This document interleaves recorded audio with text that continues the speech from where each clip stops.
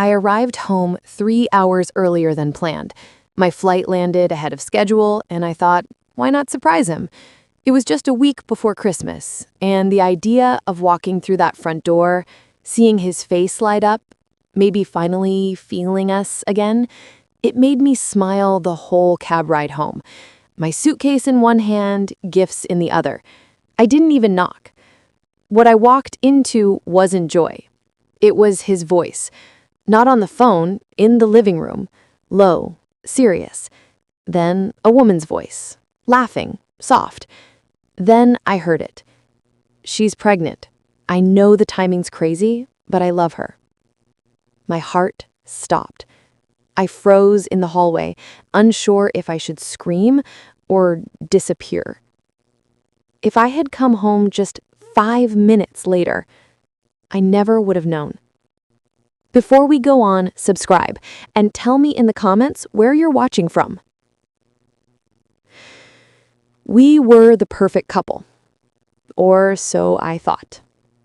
I met David when I was 26, standing in line at a bookstore holding a copy of To Kill a Mockingbird.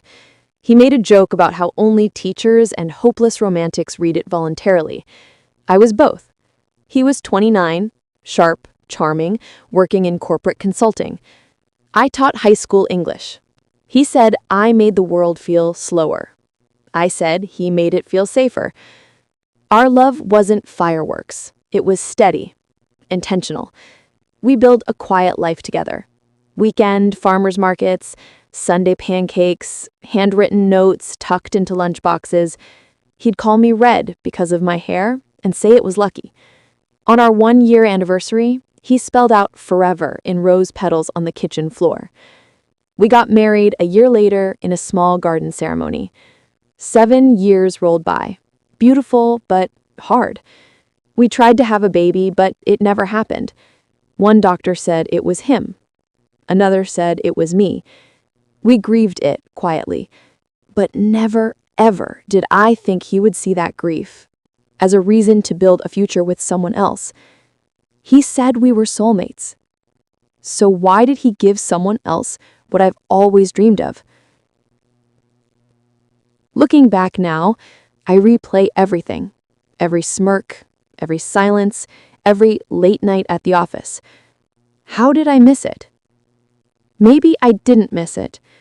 Maybe I was just busy believing in us. My last meeting in Chicago wrapped up 2 hours early. I remember looking at the clock and smiling.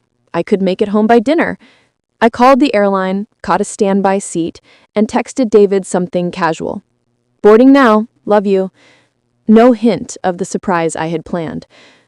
On the flight, I played out the moment in my head. Walking through the door, him turning around with that stupid grin, arms outstretched, dinner already half made.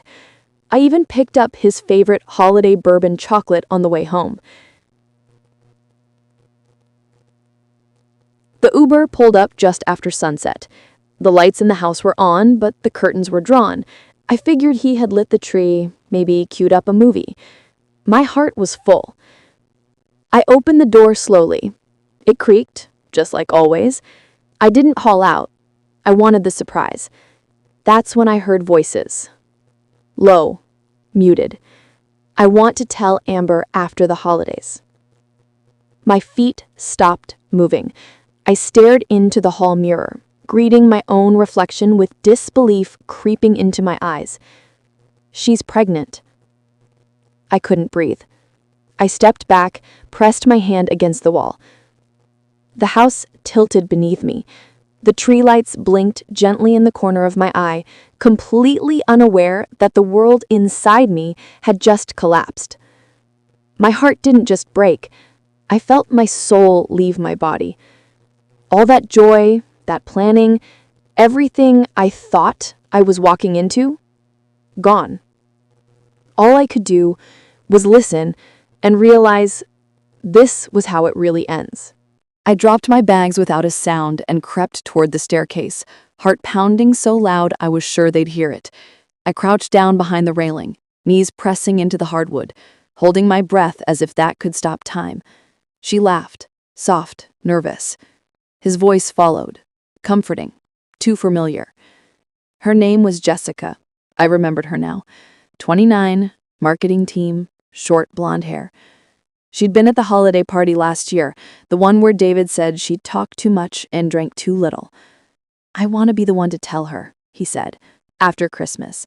It's already been hard on her with the baby stuff. I didn't hear much after that. My head buzzed. My mouth ran dry. My fingers dug so deep into my thigh that I left marks. I waited until their voices drifted upstairs. Then I slipped out the front door, pulling it silently behind me. My car still smelled like pine candles and the lavender lotion I wore whenever I wanted him to notice me.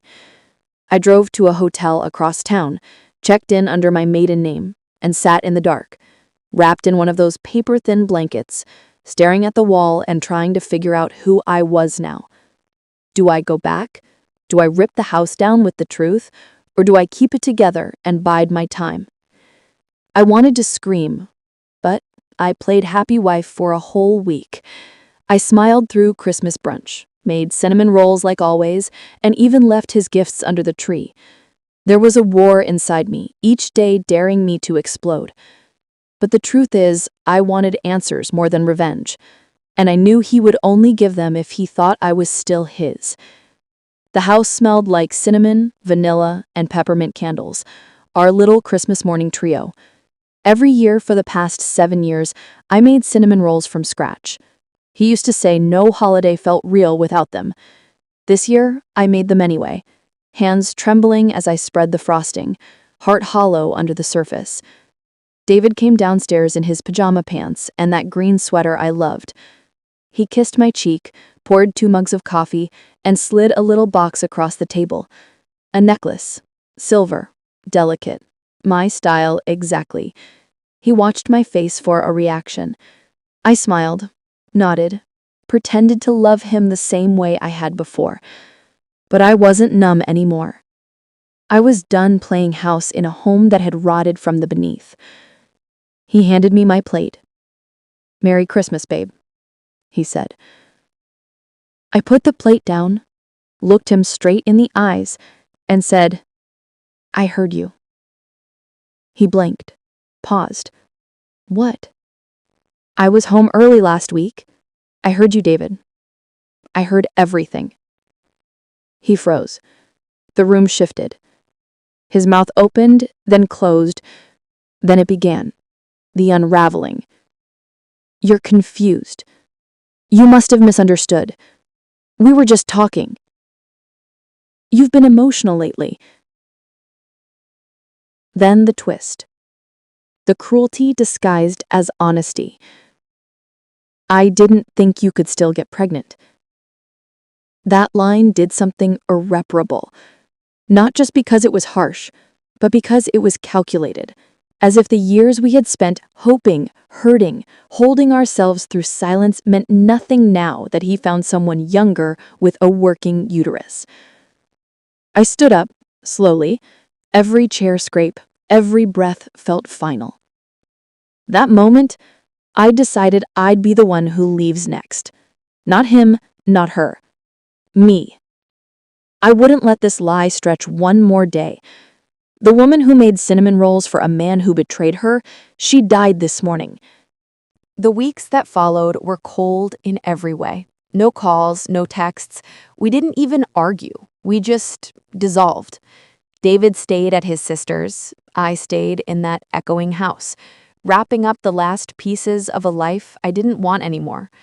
Boxes stacked, papers signed, Christmas decorations shoved into tubs without care. Somewhere in the blur of it all, I remembered the appointment, a routine wellness check I barely went to, rescheduled twice, maybe 3 times. I didn't expect anything. Infertility had been the background music of my life for so long that silence felt normal. So when the nurse called and said, "Your blood work shows elevated hormone levels," I nearly missed it. "What does that mean?" I asked. "It means you're about 5 weeks pregnant, Amber." I sat in my parked car outside the pharmacy and laughed, out loud, alone. Not because it was funny, but because it was outrageous. The thing I had wished for, prayed over, cried myself to sleep imagining. It had happened. I was pregnant by a man who left me for being broken. It was cruel, but poetic. I ran every scenario through my head. Tell him, don't tell him.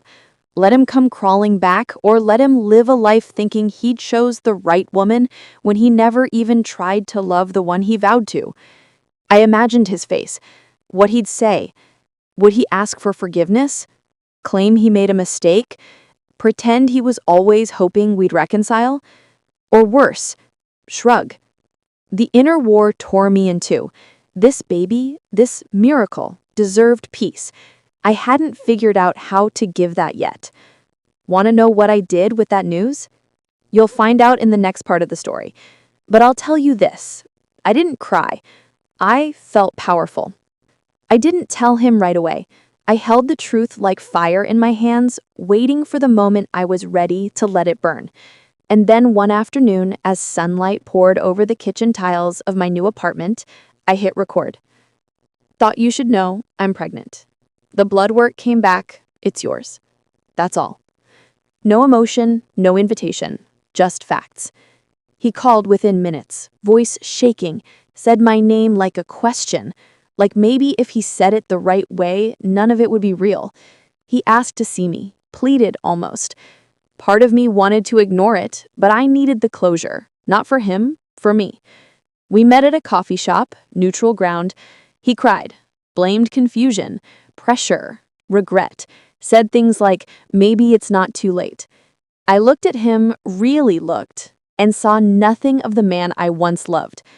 I just thought you should know, I said calmly, but this child will never grow up wondering who their mother is. His face dropped. My words didn't yell. They sliced through the moment like steel. Then I stood up, buttoned my coat, and walked. Not away, forward. I didn't feel broken. I didn't look back. I left that cafe, still pregnant, still scared, still starting over. But this time, I also left powerful. I was broken for a minute. But then I realized the universe didn't break me. It broke the illusion. The idea that love always means loyalty, that history means honesty, that staying means strength. I moved in with my sister for a while, started therapy, gave myself permission to sit in silence without trying to fix everything. For the first time in years, I chose peace, even if it meant letting go of the person I once built my whole life around. This baby became more than a miracle. This baby became my turning point. Proof that I wasn't finished, just redirected. He chose secrets. I chose myself. And this wasn't the holiday gift I wanted, but it was the one that saved me. Have you ever found a truth you weren't ready to hear? Drop a Christmas tree if you've ever been stronger than they expected.